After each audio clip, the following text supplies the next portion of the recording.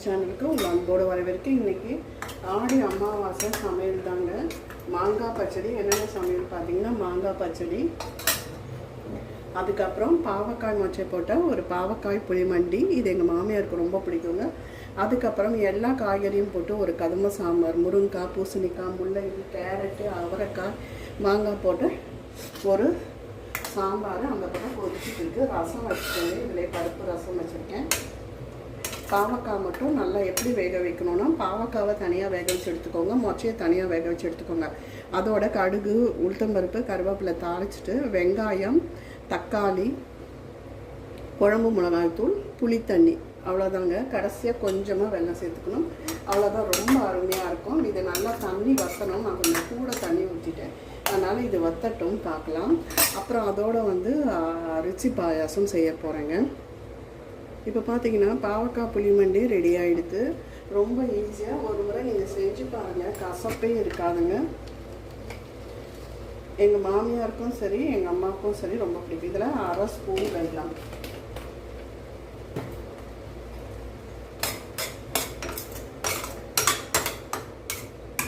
இப்போ ரெடி ஆகிடுது. பால் சேர்க்காம ஒரு அரிசி பாயாசம். அரிசியும் பாசிப்பருப்பும் சும்மா ஒரு 1/4 கப்பு எடுத்து நான் ஊற வச்சுருக்கேன். இப்போ இதை நான் குக்கரெல்லாம் வேக வச்சு எடுத்துகிட்டு போகிறேன். பார்த்திங்கன்னா வாழைக்காய் சிப்ஸுக்கு நான் வாழைக்காய் குழம்பு மிளகாய்த்தூள், பிசிபெல்லாபாத் பொடி, அப்புறம் கொஞ்சமாக லைட்டாக உங்களுக்கு தனியா பொடி, சீரக பொடி எல்லாம் சேர்த்துருக்கேன். இப்போ நம்ம இதை அப்படியே ரொம்ப டீப் ஃப்ரை பண்ணாமல் அப்படியே கொஞ்சமாக எண்ணெய் விட்டு இதெல்லாம் நம்ம வறுத்து எடுத்துக்கலாம்.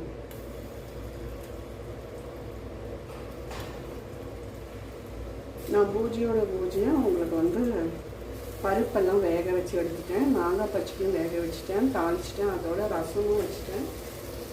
அதுலேருந்து கொஞ்சம் பருப்பு எடுத்து ரசம் பண்ணால் ரொம்ப நல்லாயிருக்கும், பருப்பு ரசம். இப்போ இது வேகட்டுங்க. மூடி போட்டு வேக வச்சிடலாம். நாங்கள் அரிசி பாயசம் ரெடி ஆகிட்டோம். அப்படியே சுற்றி வர எண்ணெயை விட்டு நம்ம அப்படியே வறுத்து எடுக்க வேண்டியதான். இது வதங்கட்டும். பக்கம் பார்த்திங்கன்னா மெதுவடைக்கு ரெடி பண்ணி வச்சுருக்கேன். பாயாசம் ரெடி ஆகிடுதுங்க. பாருங்கள், அரிசியும் பாசிப்பருப்பும் சேர்த்த பாயாசம். இப்போது இதில் நம்ம வெல்லம் சேர்த்துக்க போகிறோம். இல்லைன்னா நாட்டு சக்கரை இருந்தால் நாட்டு சக்கரை சேர்த்துக்கோங்க. இதுக்கு பால் தேவையில்லை. அரிசி நல்லா வெந்தாச்சு. இப்போது இதில் வெல்லம் சேர்த்துக்கலாம். உங்கள் இனிப்புக்கு தேவைப்படுற மாதிரி வெல்லம் சேர்த்துக்கோங்க.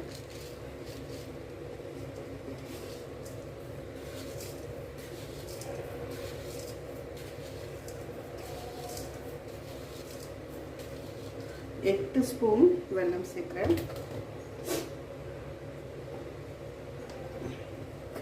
வெல்லம் எல்லாம் ஒன்றா கரைஞ்சி வரட்டும். அது வரைக்கும் நம்ம வெயிட் பண்ணலாம்.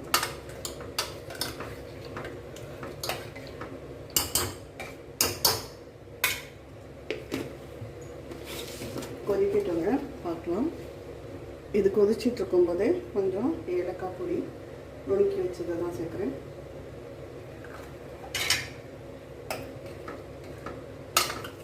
அப்படியே கேரளா ஸ்டைலில் இருக்கும். கடைசியாக நம்ம முந்திரியும் மட்டும் வறுத்து போட போகிறோம். திராட்சை வேணும்னா நீங்கள் வறுத்து போட்டுக்கலாம்.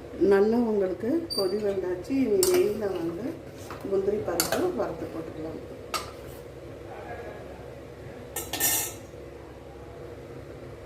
பார்த்திங்கன்னா ஒரு தடுக்கா பேன் வச்சுட்டேன். கொஞ்சமாக எண்ணெய் விட்டுக்கிறேன். நெய் விட்டுக்கிறேன்.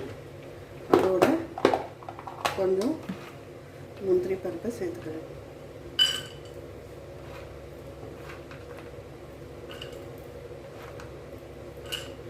முந்திரி நல்லா வறுபடட்டும். அடுத்தது நம்ம போட வேண்டியது வடையும் சாதமும் மட்டும்தான். மற்றதெல்லாம் ரெடி ஆகிடுது. முந்திரி வறுபட்டாச்சு. நம்ம சேர்த்துக்கலாம் பாத்திரத்தில். அவ்வளோதாங்க. ரொம்ப சிம்பிளாக ஒரு பாயாசம், அரிசி பாயாசம் ரெடி ஆகிடுது. எல்லாமே முடிஞ்சாச்சு. இந்த வடையும் அப்பளம் மட்டும் பொரிச்சு எடுத்துட்டேன்னா எனக்கு வேலை முடிஞ்சதுங்க. ஒரு பக்கம் சாத பானையில் தான் சாதம் வச்சுருக்கேன். அது வேகட்டும். நம்ம வடை தட்டி போட்டுடலாம். வேலையாக இருந்தாலும் நம்ம திட்டமிட்டு பண்ணோன்னா டென்ஷன் ஆகாமல் இருக்கும். அது பார்த்திங்கன்னா இந்த பக்கம் பார்த்திங்கன்னா கதம்ப சாம்பார் வச்சுருக்கேன். இந்த பக்கம் பாருங்கள் பாயாசம் வச்சுருக்கேன். இந்த பக்கம் ரசம், பருப்பு ரசம், இந்த பக்கம் வாழைக்காய் வறுத்துருக்கேன், இந்த பக்கம் மாங்காய் பச்சடி, அதுக்கப்புறம் பார்த்திங்கன்னா பாவக்காய் மொச்சை போட்ட ஒரு புளிமண்டி. இதெல்லாமே முன்னாடியே நான் பிளான் பண்ணி வச்சதால நமக்கு வந்து ஈஸியாக செய்ய முடியும்.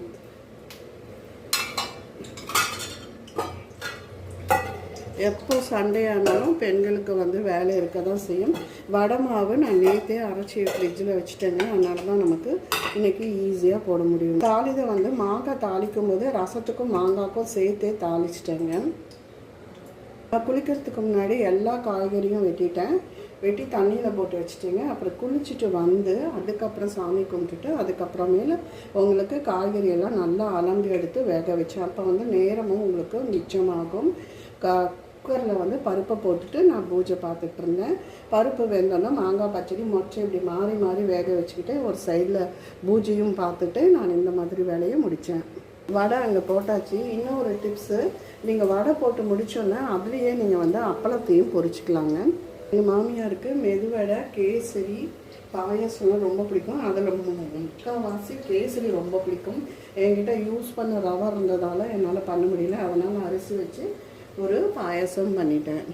வடை வெந்துட்டு இருக்கட்டும். சைட் பை சைடாக நான் இங்கே பாத்திரம் வச்சுருக்கேன், அதை நான் விளக்க ஆரம்பிச்சிடுவேன். அவ்வளோதாங்க, வீடியோ முடிஞ்சதுங்க. வடையும் ஒரு புறம் போட்டுட்ருக்கேன். வடை இன்னும் பத்தாது, ஒரு 3 வடை மட்டும் போட்டு வச்சுருக்கேன்.